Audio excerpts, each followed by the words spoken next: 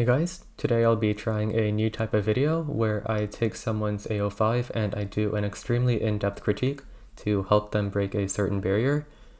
The goal of this video is for it to be a little bit more slow-paced and just be as detailed as possible. I also want to generalize the tips that I will give to anyone and not just the person I'm critiquing.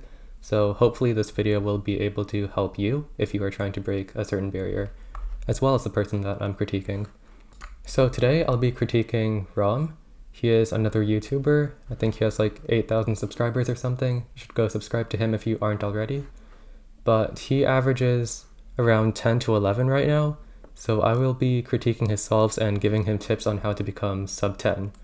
I haven't watched any of these yet, so I'll just go ahead and watch each solve in full speed, then break it down in slow-mo and give tips on how I think he could do things better. So let's just start with this first solve. This is a 10.6 AO5. I don't remember what time the first solve was. Okay, pretty fast inspection. I'm not sure if he's doing cross +1. It doesn't seem like it. Okay, I think this was his worst solve. It does look like he's messing up a little bit. TPS is pretty good. Yeah, okay, that was his worst solve, 1148. Let's go back and watch that in slow motion. So, I think here. Oh, I will also set up this scramble on my own cube, which you can't see right now, but you'll see in a little bit. Okay. So, pretty interesting cross solution. It looks like he has a flipped green edge in its place. Typically you want to avoid that because it's a lot of moves to solve. He also does mess up the ADF for cross, just aligning the cross. So I'm going to switch to my camera and show what cross solution I would have done. This is a pretty bad scramble for white. I'm not sure if he does yellow or not, but yellow is a lot better. You could do something like R, D, R prime, U prime, R prime, F, then D2, or D prime. But I'll assume he only does white and just look at white crosses. Yeah, this is pretty bad. Since I really don't like how he had a flipped cross edge in its spot because that's kind of slow, I think I would do something like this. U, L2, F prime. And that sets up these two cross pieces quite nicely. So I can finish with D prime, F prime, or whatever I just did. I don't think that was D prime, F prime, but yeah, that solves cross. I think that would have been faster than what he did. Okay, back to the solve. If we just ignore the mistake in ADF because mistakes happen, the next thing is first pair. He immediately rotates her first pair and solves it into the front right slot. So typically you want to solve things into the back and the left first, so I think he could have rotated the other way and solved this into the back left. Okay, he's also doing that, which is a very small thing, but right here he kind of does like half of an X prime to see the back of the cube. Typically you don't want to do that, and you want to avoid that if possible. It's kind of hard to catch while you're doing it in an actual solve, but if you just try to focus on making sure that you're doing that less, it might help. Okay, he does a fancy wide F insert, which is fine. I do that sometimes as well. The only problem here is that you have diag pairs, but I probably would have done the same thing since that was a free pair, and diag pairs aren't that bad. Okay, at this point, I think both of the corners are in the slots, which is bad. So what he does is probably fine. Although that was actually the correct corner. So yeah, both of these corners are in the right slots, just twisted. I think the optimal thing to do would have been to solve the back left pair, but that's obviously really hard to see since it's in the back left and the corner is in the slot. And you could have solved the front right pair by rotating. Oh wait, no, I think this is correct actually. Yeah, this is fine for a front right pair solution. I think back right still would have been faster, but it's much harder to see. Okay, right here, he rotates. He did not need to rotate there. If you look at the EO of this edge, before he rotated, the EO was good, so he could have just solved it with L moves. Yeah, here he has to rotate back. That's fine. And then his TPS for last play is honestly quite good. The only thing I'd have to say here, other than that double AUF, is I just prefer to use a different algorithm. So I will try to set that up.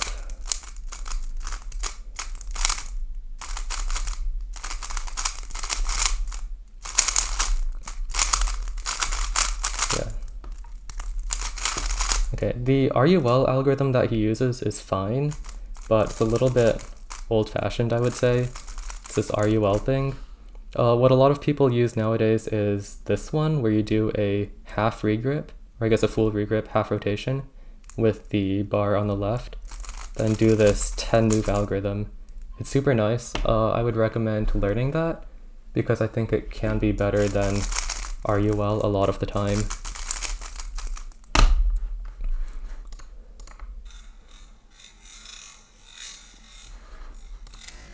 Okay, yeah, that was solve 1. It was his worst solve, so there was a lot to point out there. Let's move on to solve 2.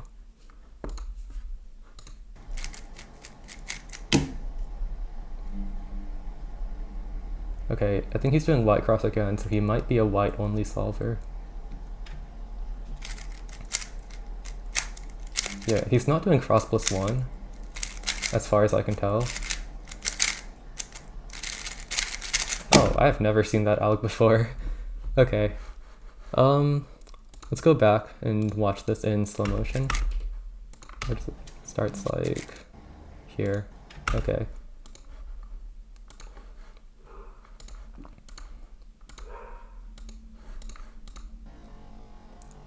Okay, I'm gonna set up the scramble on my own cube as well.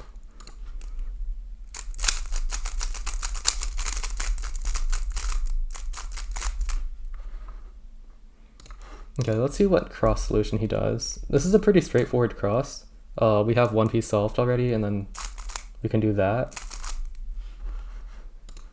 Let's see if he does that. Okay, that's interesting. He does a B2 there. I think it would be faster to start the same way, but then rather than doing U prime B2, which I can't really do that well, I think I would have done this instead, D prime R2, and then D2. There's also free pair, which is kind of nice, but I think you get the free pair either way. Okay, but he does this, which is interesting. Okay, cool. Now onto here. Let's go back to his solve.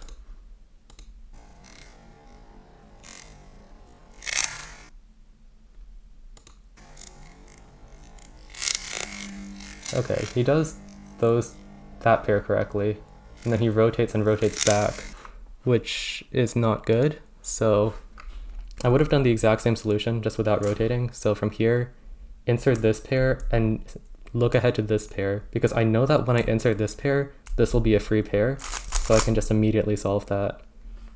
I don't think Rom saw that, so he had to like do a double rotation. Also, I think he could have aligned the cross earlier. It looks like he'd started looking at the top layer before he aligned the cross. But yeah, we have this double rotation, and then he just solves that normally. Okay, this is fine. That's just a regular pair solution. Then last pair, he does a double rotation. So that's not necessary. Let me just get to that spot. Okay, right here, even when you're still solving this pair, you can see the next edge of the next pair here, and you can see that it's oriented. If you have an oriented F2L edge, that means you do not need to rotate to solve it. So even if I don't know where the corner is, at this point, instead of rotating so that my slot's in the front right, I would stay at this angle because I know that this edge is oriented and I won't need to rotate. And whatever F2L pair I have, I can solve from here rotationless.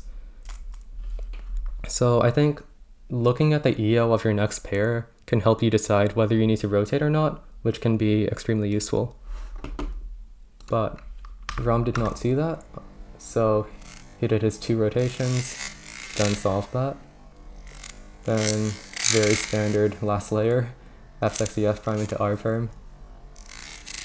It looks like he did like kind of a half regrip there, and then went back because he didn't need to regrip. And then the execution of this was pretty good. So he could have saved that half regrip in PLL, but other than that, there's not too much to say there. So let's move on to the third solve. I'm going to solve my cube as well and set up the scramble.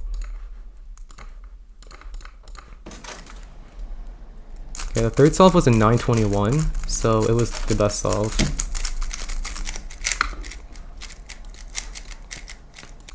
Okay, I think he's doing white cross again, so I'll just assume he always does white cross.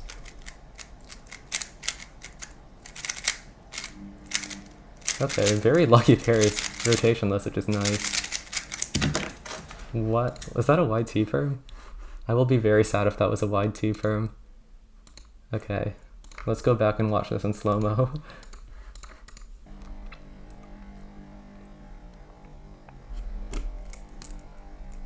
Wait, there's like a 4-move 2-gen yellow cross on this, but he's doing white. Being white-yellow neutral might be really useful, honestly. Okay, what is happening here? That's a very interesting cross solution. Okay. First thing I notice is this pair. Ideally, I would want to make an X cross out of that, but the edge is kind of in a bad spot, so I don't think I'll be able to.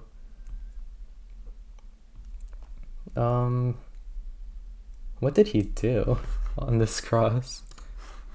I need to rewatch that.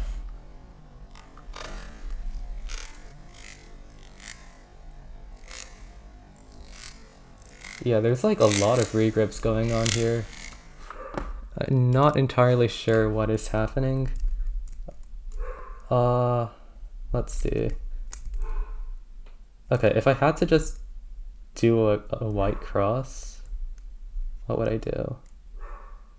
Oh, wait, there is a way to make an X cross on this actually. So what I would do here is U prime L prime, and then, or at least not an X cross, but you can preserve this pair. What am I doing? Wait, no, that doesn't even work. Okay, that's kind of bad.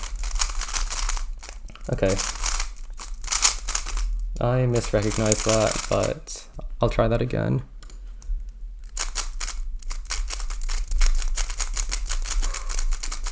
Yeah, this is a pretty strange white cross. If I wasn't looking at cross plus 1 and I was just doing cross, I would probably do something like this. And that's fine, I guess. You can just continue from there. But let's just move on with the solve, not spend too much time on cross. Okay, this pair is fine. You don't need to rotate for that. I mean regrip. You can do that regripless. Let me try to set that up. Yeah, it's basically this pair. Regripping is fine, it's not that bad. Regripless is also fine. I think it's up to you which one you want to use. Okay, then from here, there's a lot of pauses, but honestly, that is hard to critique. Like, I can't just say pause less, obviously. Okay, there's a bit of a U prime 3, U3 prime, whatever it's called, with the OLL recognition. So I guess just taking the time to correctly recognize the OLL before doing extra moves. I think that's an A perm. Yeah, that is an A perm, not a G perm. So he did wide T perm to solve that, which I guess it does skip AUF, but I would still recommend doing just the standard 9-move A perm. Wide T perm is not that good. Okay, solve number, whatever the next solve is, I don't know. Number 4, okay. I'm gonna resolve my cube and do the same scramble as well.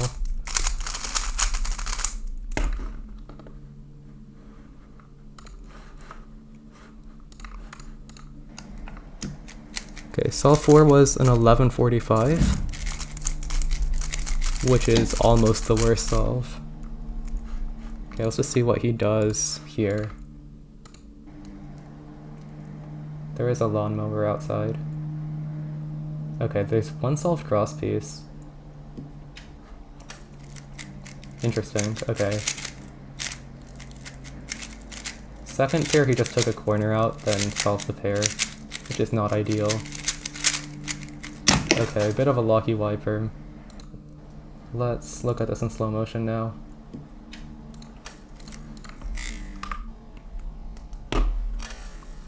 Okay, so that's interesting. He starts with the white face in front, then does an R white to make it go in the bottom. That's a pretty good technique to know if you're not already doing it. You don't have to start with the white side on the bottom. Sometimes it can be more ergonomical to start with the white side on a different side, and then just do wide moves during your cross solution to make it be on the bottom later. So if you're not already doing that, it is something to keep in mind. And that pair was good. I liked its execution. Here, he was kind of in an unlucky spot after this pair. All the corners are in the bottom layer. So honestly, I think I would have done the same thing as what he did, just because it's quite unlucky. And then he does like a Y prime to find the edge, and then another Y prime to solve it.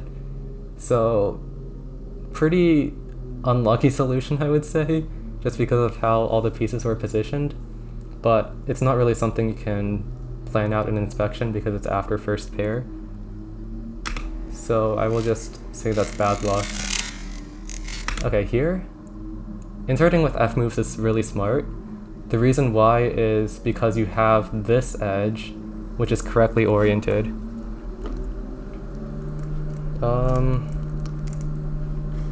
Yeah, I'm not going to set it up on my cube, but solving this with F moves means that you can do the last pair rotationless, which he does not do rotationless, so I don't think he was actually looking at the EO of fourth pair. But something to keep in mind is if you can influence the EO of your next pair, then you can influence how much you need to rotate. So here he does do the influencing correctly by using F moves, but then he just rotates anyways. And then rotates back, and then solves that, which is fine. Here he does this algorithm, which is fine, I use that one sometimes. There is an alternate algorithm, which I do want to show. I need to set that up though. Ew, CBLL, okay. So he did this one. That is fine. How many times do I have to do this for it to be set up? Okay, I think it's one more. Yeah, okay, here. Something that I like to do for this case is starting from the U2 angle like this, then using this algorithm. Wait, that was not it. I can't do it slowly. Oops. How do I even set this up again? Can I just twist corners? This one. Yeah, okay. Wait, no, not this one. What did I do? That is the exact same case, what? Oh wait, these corners have to be oriented. I am not good at setting up these cases. Okay, anyways, for this OLL, wait, I cannot do it now. That is slightly concerning.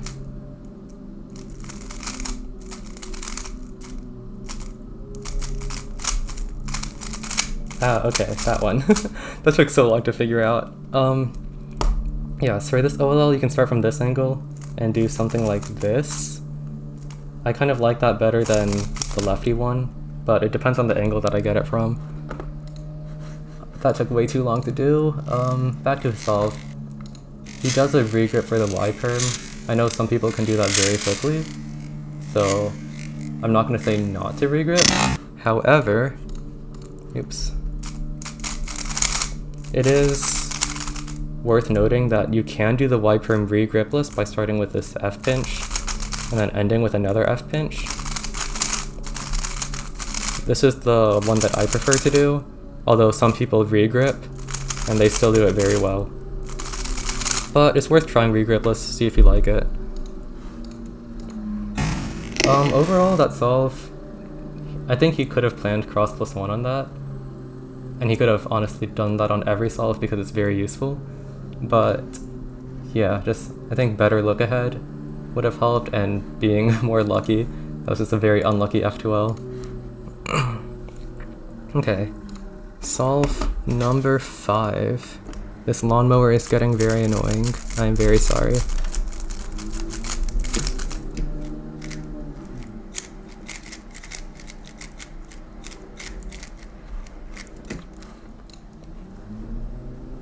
I can literally see it right outside my window. Okay. Let's see.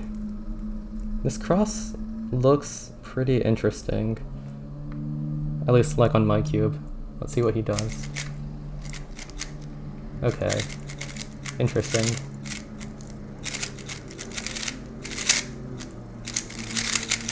Okay, I really like that F from execution.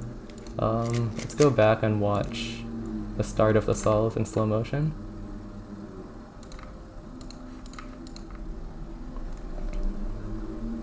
Okay, I'm trying to see what he does for cross.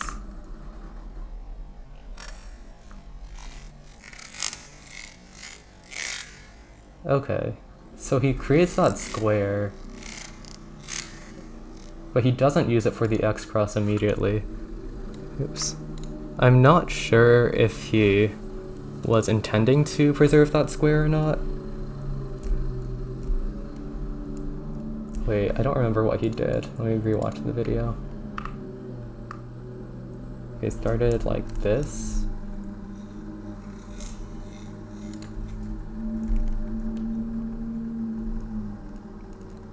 Okay, yeah, I think he was intending to preserve the square because he did something like this. I don't know if preserving the square is even worth it though, because the edge is kind of in a bad spot. I probably would have just ignored this pair and gone for a standard cross +1 by doing something like D2U prime to set up all of these cross pieces, then inserting like that, and then doing something like this, and now I have a nice first pair that goes into the back left. Then I can just do the rest of the solve. Doesn't really matter. Going back to what he did, his cross solution is really weird because he has to rotate there and then like do more moves. So could have been faster. For first pair, this pair immediately jumps out at me. And then he rotates and then solves that pair. You don't need to rotate to solve that pair. I will try to set it up.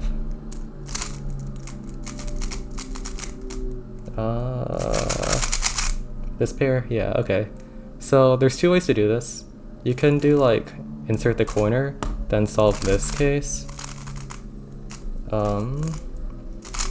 Or you can insert the corner this way, which I like to do, and then solve that case. I think there's another way to do this though, which is, yeah, you can do a lefty sledge and insert like that. So all of those are rotationless. Instead he did a rotation into an advanced solution, which I don't think he should have done. Okay. Also, he solved that into the front right, which is generally bad. You want to avoid solving your first pair into the front right because it'll make look ahead harder for the next 3 pairs. Okay, there's a U prime, whatever. Yeah, he solves another pair. Again, it's going into the front, so he has both his front slots filled, and then he has to rotate. He takes a corner out. I don't think he has a plan with that. Yeah, he has to like look for the edge here. So instead of just taking the corner out right away, he actually had this earlier, where he had the solved corner from the square that he made and the edge. He should have keyholed the edge. because after he does second pair, right here before rotating, you can do a D prime U prime, L U L to keyhole this edge into his slot. But he misses that, and he just takes the corner out. I think he should have spent more time looking at the pairs he had, rather than just immediately taking out the first corner that he saw. The solution for that is fine though, and then he's left with this very nice pair to finish.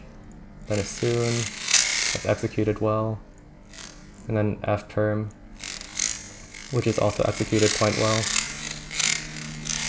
Okay, no complaints about last layer. F12 solutions could have been better. So that is the entire A05. I think I'll just do some general critiquing now. So the first thing I want to say is definitely learn how to do cross plus one. A lot of people in like the 10 to 12 range don't know cross plus one, and I would say that is holding them back a lot. Cross plus one is extremely important because it removes like a half-second pause from the start of your solve very easily compared to other ways of saving half a second. And it's just extremely important to know if you're trying to get sub 10. Another thing is the F2L solutions, I think, could use some work. There's a lot of extra rotations in there that you don't need. Learning how to look at the EO of the pairs that you have and using that information to determine whether you need to rotate or not can be useful. I do that a lot in my solves, and it's helped me reduce my rotations. If you don't know EO, or you're just not fast enough in recognizing it, you don't need to use EO, you just need to be mindful of how much you rotate and try to do it less. Also, ROM solves front slots a lot. It's better to solve back slots and left slots first. So trying to prioritize your first pair being in a back slot or a left slot, ideally the back left slot, can help a lot with look ahead, and you get better solutions if you solve into the back and left first, generally. Other than that, there's a couple minor things, like he does a U3 prime at one point and a U prime, but cutting those out of your solves can be pretty difficult. You just have to be extremely mindful of what turns you're actually doing, and you have to just try to make every turn count. So yeah, that is it for this critique. The lawnmower outside is very loud. I'm sorry about that, but that is it for this video. I hope you learned something from it. Thanks for watching, and goodbye.